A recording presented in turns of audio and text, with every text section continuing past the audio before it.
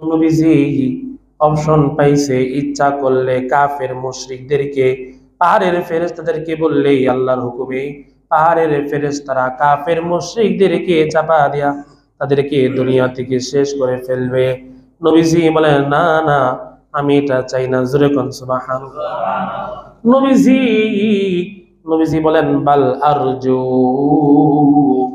বরং আমি আল্লাহর কাছে আশা রাখি, আইয়ুখরিজাল্লাহু মিন আসলাবিহিম, আল্লাহ তাদের বংশে, এই কাফের মুশরিকদের বংশে এমন কিছু নসব দিবেন, এমন কিছু ওয়ারিস দিবেন, মাইয়াবুদাল্লাহ ওয়াহদাহু, যারা এক আল্লাহর ইবাদত করবে। জোরে কোন সুবহানাল্লাহ। লা ইউশরিকু বিহি শাইআন, আল্লাহর সাথে শরীক করবে না, শিরক করবে না।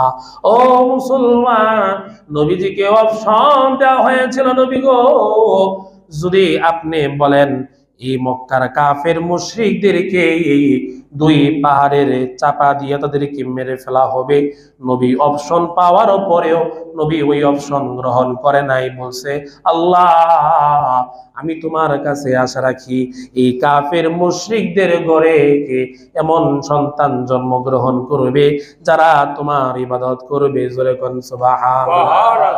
চ্যানেলটি সাবস্ক্রাইব করে আমাদের সঙ্গেই থাকুন।